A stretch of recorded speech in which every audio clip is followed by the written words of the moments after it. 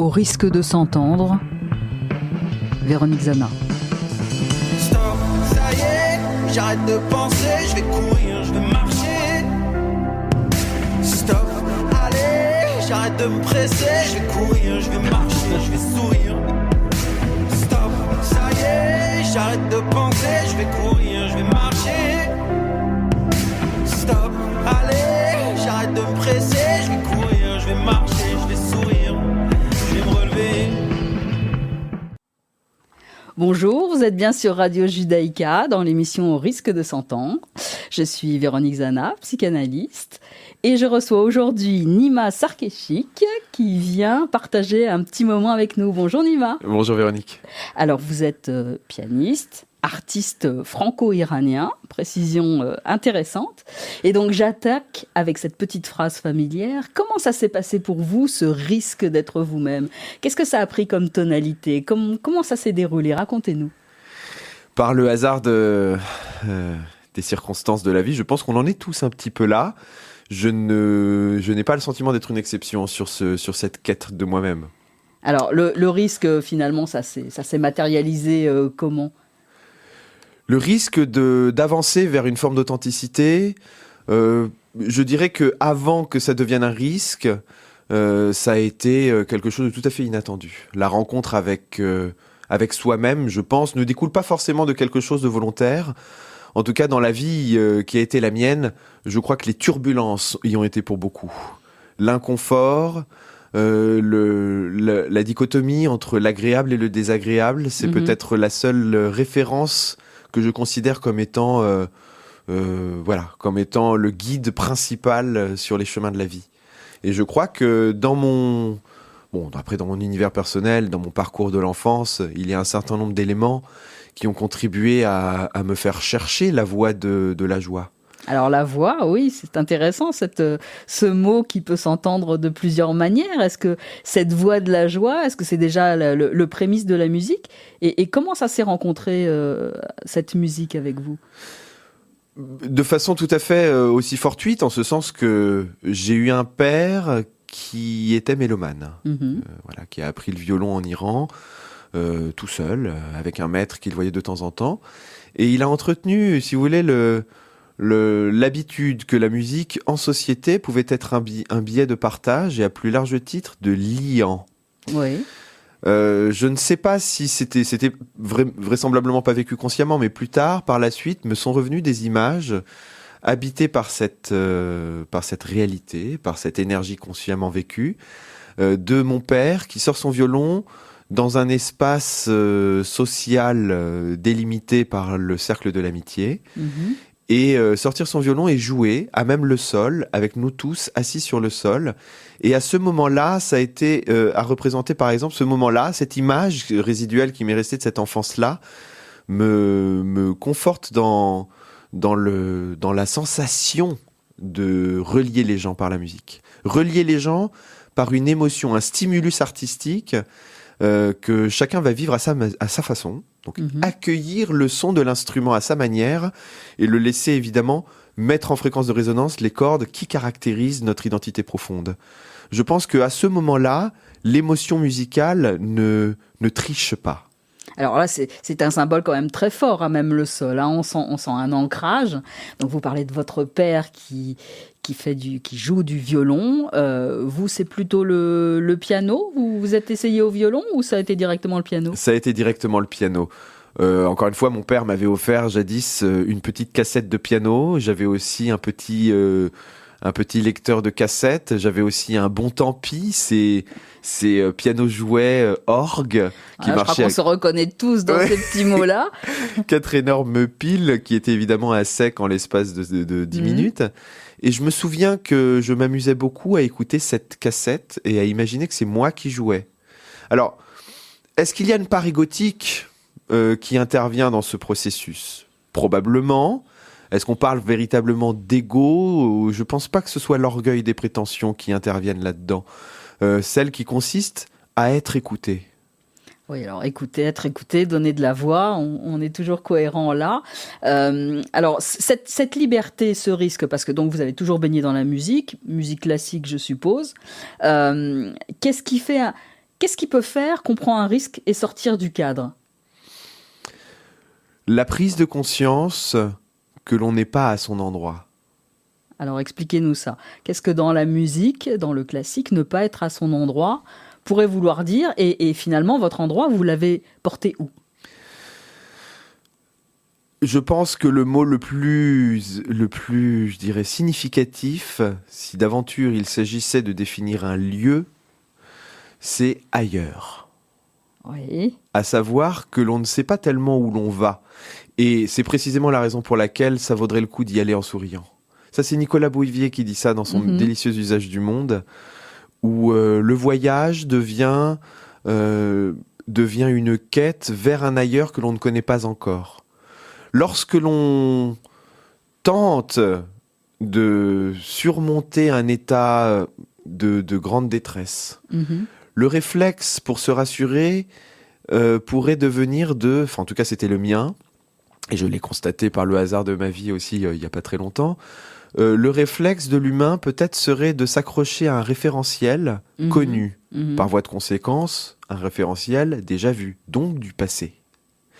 Ce référentiel qui consiste à se dire « je veux être comme ça, je veux ressentir ce bonheur que jadis je vivais, je veux me réalléger dans mon rapport au monde et à moi-même, exactement comme j'étais lorsque j'avais tel âge, lorsque j'ai vécu ceci ou cela », ce qui finalement pervertit complètement la notion d'avancer vers l'ailleurs, qui consiste à aller justement vers l'inconnu. Oui, ça peut se discuter parce que parfois, effectivement, cette saveur déjà vécue, on a envie de la revivre, mais ça peut être dans cet ailleurs. Eh bien, moi, je pense que vouloir revivre une saveur déjà vécue est une autre façon de se freiner. D'accord. Donc, accepter, en tout cas dans la tradition spirituelle, on peut le sentir, notamment la tradition indienne, accepter que aller vers l'avant, avancer ou chercher la quête spirituelle de chacun est une quête vers quelque chose que l'on ne connaît pas. Et ce lâcher-prise-là, accepter que l'on va vers quelque chose que l'on ne connaît pas et que c'est ce qui est bien pour nous, n'est pas évident à entendre. On est dans un système de contrôle. On a peur aussi de le perdre, ce contrôle. Alors c'est vrai que la peur, ça prend plusieurs tonalités. C'est ailleurs à poursuivre cette quête. C'est ça qui vous a donné le ressort de sortir d'un cadre qui ne vous convenait pas ? C'est le mal-être à l'endroit où j'étais, le mal-être à l'endroit où j'ai toujours cru qu'il fallait que je sois. Alors quand vous dites le mal, est-ce que c'est la problématique masculine qui vient se dire là ? J'espère pas. Mon discours n'est pas consciemment genré, en tout cas. Ça, c'est clair. Oui. Alors, poursuivez. Oui, le mal-être au sens négatif du terme. Alors, négatif, qu'est-ce que ce serait, ce négatif ? Au sens inconfortable du terme. À l'endroit où je suis, à l'endroit où j'étais, je ne me sentais pas complet. Je me sentais comme en train de renoncer ou de rejeter quelque chose qui vivait en moi, à savoir le contact avec l'autre. Donc vous étiez dans une dimension de la musique dont vous aviez l'impression qu'elle vous isolait plus qu'elle rétablissait le contact avec les autres. Exactement. Elle m'isolait non pas seulement en termes physiques, pragmatiques, j'entends, matériels. Je pouvais être près du public, je pouvais être près des gens, mais près d'une authenticité qui se perçoit parfois tant dans le regard que dans l'attitude, mais plus que jamais dans une forme de curiosité de l'autre. Je sentais que on me plaçait tout le temps systématiquement après les concerts dans une espèce de tour d'ivoire, dans les concerts de musique classique, que j'ai eu l'occasion de donner un peu de par le monde, mais que je donne encore d'ailleurs, mais que j'ai toujours eu l'impression que cette séparation entre l'artiste et le public était une perversion, en fait. Était quelque chose de strictement fabriqué par ceux qui allaient consommer cet art. Ils ont besoin de consommer aussi le rapport à l'artiste au sens inaccessible du terme. Encore une fois, cet ailleurs qui devient accessible, cet état d'artiste, cette inspiration presque démiurgique que l'on colle sur l'artiste, nous fait fantasmer. C'est fantasmant. Oui, le fantasme, ça c'est clair. Vous avez très bien mis en valeur la notion de scène, hein, le piédestal, là où l'artiste se tient. Vous avez utilisé plusieurs fois le mot de perversion. Donc du coup, je ne peux pas m'empêcher de penser à votre père qui pourtant réunissait tout le monde assis par terre. Est-ce qu'il avait aussi cette vision de l'artiste un peu élitiste comme ça, ou c'est une réussite peut-être dans ce sens qu'il aurait souhaité pour vous?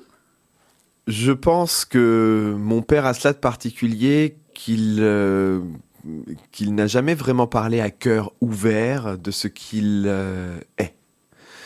Et par voie de conséquence, tout ce que je vais pouvoir dire de lui sera uniquement tributaire de ce que j'ai vu de lui.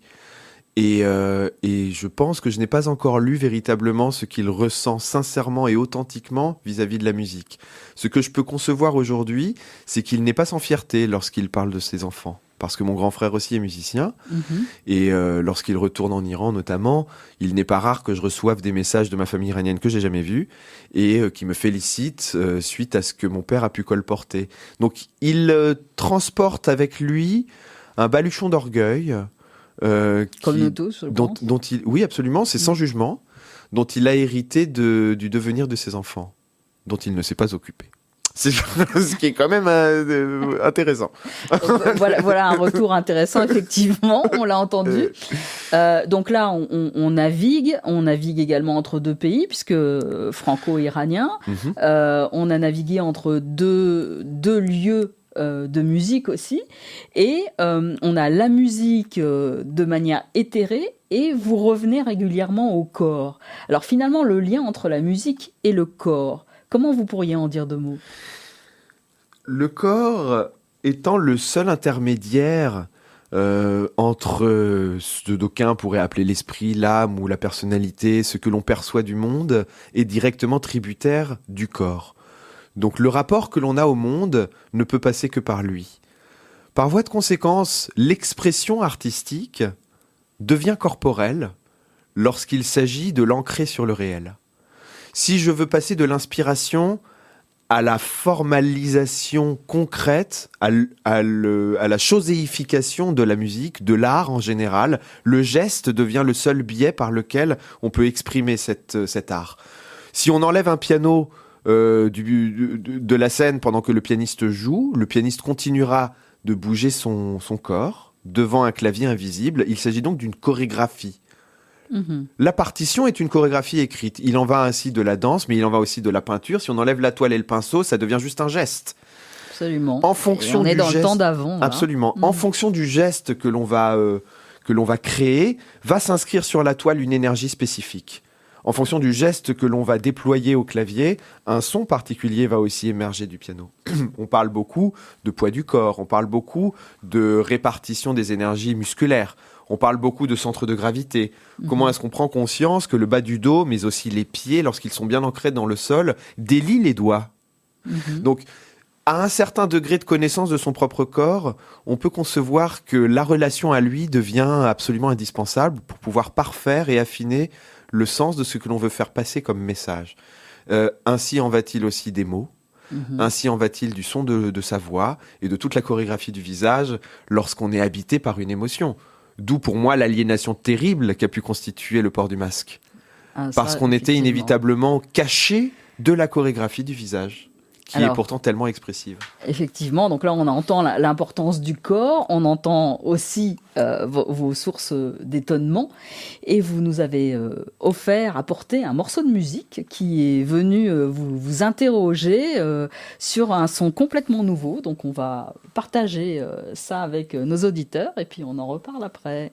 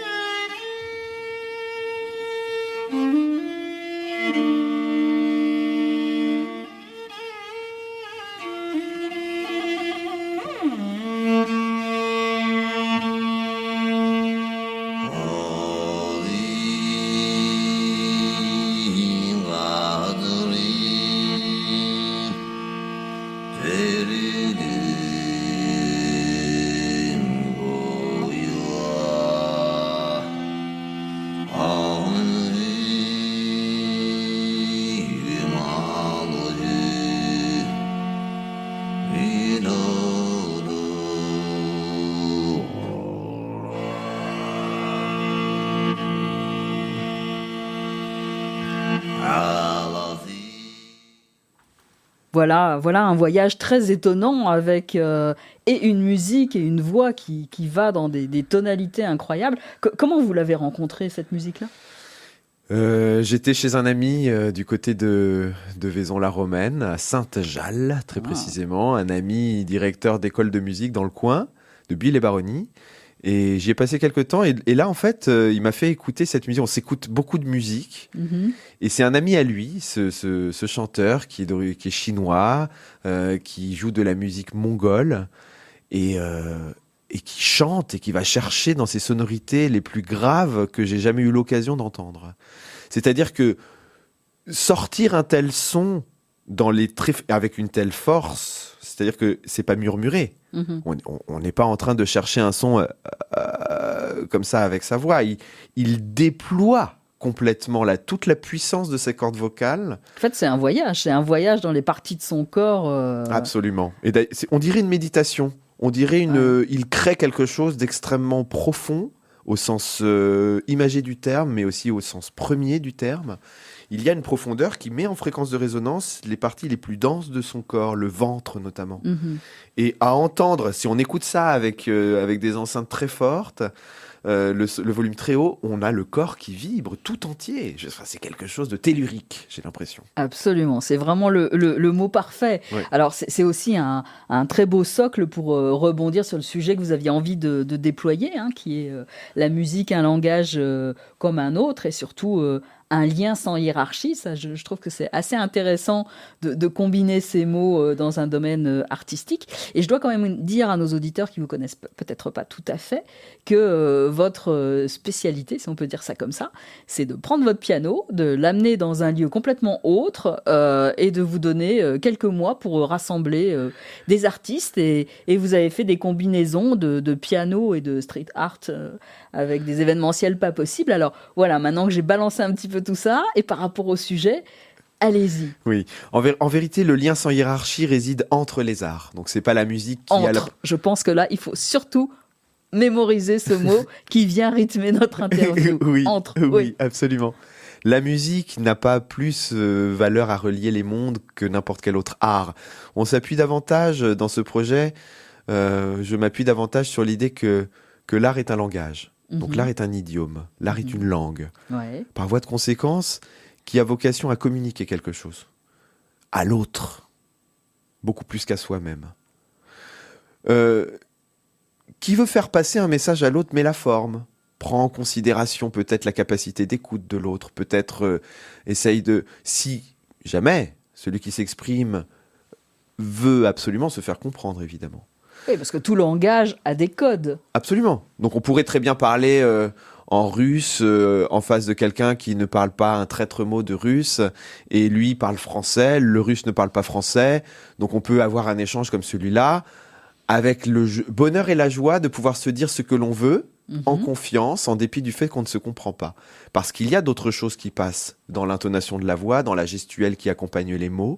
On peut y mettre une énergie. Comment est-ce que l'on va recevoir l'énergie d'en face ? Sachant qu'il n'est pas nécessaire de ne pas parler la même langue pour ne pas se comprendre. Ça, c'est une réalité absolument... Effectivement, on navigue encore une fois d'un extrême à l'autre. Absolument. Le entre est bien encore là. Exactement. L'expérience qui a pu être la mienne lorsque je débarque en Argentine, à ne pas savoir parler espagnol du tout et être entouré de gens qui ne parlent pas français.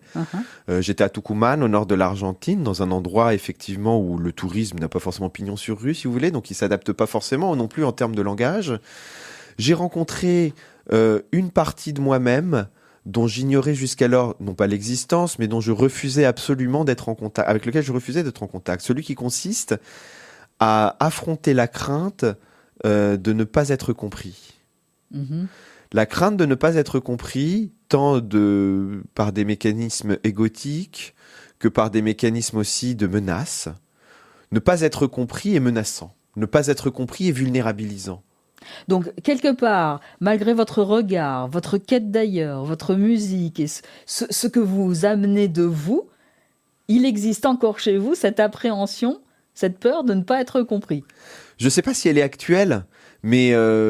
Enfin, c'était le cas en Argentine. Disons que je l'ai bravé, ouais. Parce que je me suis demandé qu'est-ce qu'il y avait derrière cet inconfort. Et derrière cet inconfort, il y avait tout plein de choses dont j'ignorais l'existence. Donc c'est cet ailleurs en question. Cet ailleurs, et il est nécessaire d'outrepasser les limites, les croyances limitatives que l'on se pose, en tout cas que moi je me posais. Il a été à un moment donné nécessaire de les dépasser pour voir, pour connaître, pour entendre et découvrir quelque chose d'autre, considérant que les repères que je m'étais construits jusqu'alors s'avéraient être devenus désagréables pour moi. Ah bah, repère, revoilà papa. Bon, on est avec une psychanalyste, comme je tiens à le préciser. Hein. Messieurs et mesdames, les Alors, auditeurs. voilà. Je suis repérée. Voilà. Cet ailleurs, donc, qui se traduit par l'Argentine, et puis vous prenez cette liberté finalement d'ausculter vos peurs et de vous dire qu'est-ce qu'il y a derrière. Alors, est-ce que c'est là que vous prenez conscience que la musique, c'est un langage et qu'on peut en faire autre chose ? Ça a contribué à ça. Suite à quoi, j'ai rencontré plein de... En fait, le fait de me sentir mal dans mon endroit, Ouais. le fait de me sentir pas très à l'aise dans les codes spécifiques qui caractérisaient le parcours classique qui a été le mien, encore une fois, hein, je ne veux pas faire de généralité, m'a confronté à des relations humaines qui m'ont profondément tout à la fois déçu, fragilisé, mis en porte-à-faux, mis dans des situations, dans des endroits de moi-même extrêmement incandescents et très très fragiles et vulnérables. Donc finalement, le fait de pouvoir être écouté sur scène ne m'affranchissait absolument pas des fragilités humaines qui font de moi ce que je suis. Est-ce que la voie du perfectionnement et de la solitude que requiert vraiment la pratique instrumentale, est-ce que cette voie-là n'était pas en train finalement de m'isoler d'une autre voix qui voulait aller vers les autres, aller à la rencontre de la différence, me mêler à l'amour, créer l'amour autour de moi. Alors voilà l'amour, parce que Voilà, sur créer les l'amour 3 autour de mots moi. que vous m'avez offerts, il y avait solaire, et alors là je crois qu'on a pris le plein de lumière à fond les ballons, torturé, écorché, on entend cette hypersensibilité, et l'amour. Et donc là, effectivement, vous venez de nous en envoyer une belle giclée. Absolument. Alors, cette solitude et ce rapport à l'autre, il ne s'agit pas que des gens à qui vous adressez la musique, mais finalement, vous allez quelque part et vous cherchez d'autres partenaires de jeu, dans tous les sens Je du terme. cherche le contact et je cherche à créer de la joie, de m'assurer peut-être de l'amour de l'autre pour sécuriser mon espace social. Lorsque l'autre m'en veut ou me rejette, ou lorsque je ressens ça, je le vis de façon extraordinairement coupable et je me sens menacé par cette culpabilité, par des modèles de l'enfance qui ont engendré ces réflexes émotionnels. Par la suite, j'aurais tendance à penser que nous sommes tous peut-être reliés par ce désir d'amour, par ce désir d'être aimé, probablement aussi parce que ne pas être aimé est une menace. Je ne suis pas sûr d'être le seul à ressentir ça, même si chez moi, cette menace se caractérise par une dimension corporelle, voire vitale. Ça me rapproche d'une crainte de mort. Voilà. Mais oui, une violence de l'enfance. C'est le début du nourrisson. Absolument, une violence dans l'enfance qui a été le terreau extrêmement fécond, malheureusement, d'une peur et crainte de mal faire, d'une peur et crainte d'être coupable, d'avoir mal fait. Et le rejet a cette symbolique. Alors effectivement, là, tout ça est le terreau de votre être, de votre sensibilité.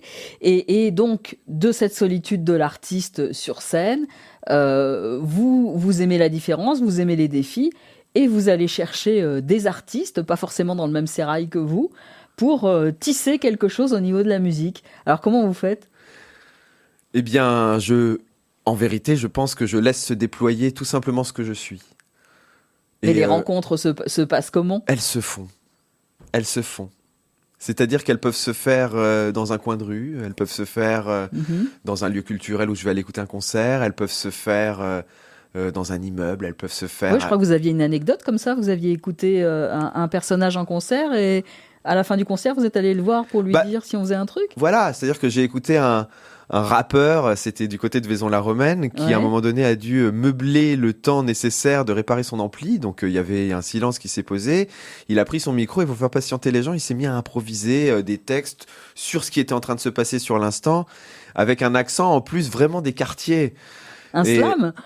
Ouais, il a commencé à partir des messieurs, dames, là, devant vous, je suis en train de meubler, bam, bim, bam, boum. Alors moi, je le fais très, très mal, pardon, hein, mais lui, avec une science et une poésie spontanée, formidable, et à la fin, effectivement, je suis allé le voir et lui dire, voilà, moi j'ai ce projet, j'ai envie qu'on fasse quelque chose ensemble. Je sais pas à quoi ça va ressembler. Je joue du Brahms comme étant un modèle que Alors, j'ai c'est plus très bien parce arbitrairement que choisi d'ailleurs. voilà, je voulais arriver là-dessus. Ouais. Pourquoi Brahms, hein, et Brahms serait susceptible d'accueillir autant de différences tel un rappeur?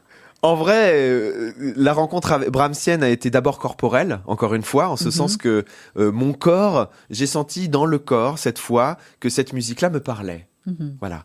Et par le hasard de la circonstance, 2007, je fais mon premier concert Brahms officiel à Paris et qui m'a donné envie. Le directeur me glisse à l'oreille, il faut que tu fasses l'intégrale. J'ai toujours gardé du coup une espèce d'attache spécifique à ce modèle de musical, mais c'était très étrange. Quand j'étais petit, la musique de Brahms c'était complètement indigeste, beaucoup trop dense, trop orchestrale, trop compliqué. Il y avait trop d'infos. Et en fait, justement, cette surmultiplication d'informations et cette difficulté à adhérer, ne serait-ce que rythmiquement, on est dans une musique romantique, donc on est dans le début de l'agogique, rythmique et temporelle, qui commence à se mouvoir, ce qu'on appelle le roue-bateau. On rapetisse le temps, on l'accélère, ou au contraire, on l'élargit, on ralentit, on rattrape un temps qu'on a pris par le passé. Donc, ce sont des choses, la gestion du temps qui passe dans la musique romantique fait qu'on n'a pas forcément le réflexe de danser dessus comme dans la musique baroque, qui, elle, prend un tempo et elle le garde d'un bout à l'autre. Donc alors là, encore une fois, un grand voyage. J'en étais à me demander, finalement, le rappeur, au milieu de tout ça, comment est-ce qu'il fait pour s'immiscer? C'est les scansions. Mais d'ailleurs, il était complètement paniqué au début. Voilà comment est-ce qu'on évite la peur, on la refile à l'autre. Il a eu la crise de la page blanche. Et quelque part, c'est pas complètement faux. Le fait de la refiler à l'autre n'est pas volontaire, mais nous permet d'avoir du recul. M'a permis d'avoir du recul dans le rapport que l'autre pouvait avoir dans son lien avec l'inconnu, qui, dans 100% des cas, a été une source de joie immense pour tous ceux qui se sont mêlés à la danse. Eh bien, écoutez, vraiment, Nimas, là, on a fait un voyage complet du corps à l'esprit à la musique. Merci pour ce partage. Est-ce que, très très rapidement, un projet Absolument. Est prévu? À Bruxelles, d'ailleurs. Oui, dites-nous. Du 3 au 10 octobre prochain, le festival Artonoff, qui se mobilise à Bruxelles et qui fait un travail formidable, qui s'intéresse beaucoup à la pluriculturalité, toutes ces choses-là, et m'a mandaté pour faire un projet, justement, urbain Beethoven, cette fois. Eh ben, génial. On le relaiera pour nos auditeurs. Voilà, à See You et dans la salle See You. Ok, merci beaucoup. Écoutez, c'était un très très grand plaisir. Donc on approche sur les dernières émissions. La prochaine rejoindra la page Facebook de Radio Judaïka avec Marc Esposito, qui est le réalisateur du Cœur des Hommes et qui a dirigé les revues Studio et Première, et qui viendra nous parler des Mémoires d'un enfant du cinéma, livre qu'il a écrit. Je vous souhaite une excellente journée et à bientôt. Au revoir Nima. Au revoir. Au risque de s'entendre, Véronique Zana. Stop, ça y est, j'arrête de penser, je vais courir, je vais marcher. Stop, allez, j'arrête de me presser, je vais courir, je vais marcher, je vais sourire. Stop, ça y est, j'arrête de penser, je vais courir, je vais marcher. Stop, allez, j'arrête de me presser, je vais courir, je vais marcher, je vais sourire.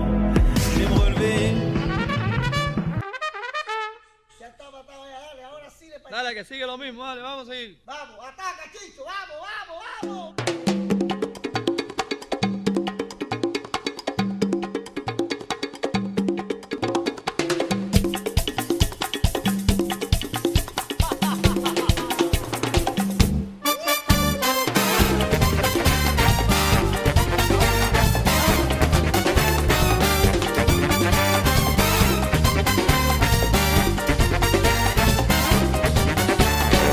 Et quand je vois tes yeux, je suis amoureux. Quand j'entends ta voix, je suis fou de joie. Quand je vois tes yeux, je suis amoureux. Quand j'entends ta voix, je suis fou de toi. Mais tu as tant de charme, mais c'est là mon drame, car je suis sans armes, parce que tu es là. Je voudrais te le dire, je voudrais l'écrire, mais je n'ose pas te parler de ça. Quand je vois tes yeux, je suis amoureux. Quand j'entends ta voix, je suis fou de joie. Quand je vois tes yeux, je suis amoureux. Quand j'entends ta voix, je suis fou de toi. Tu fais des ravages, je manque de courage pour te déclarer toute la vérité. Je prépare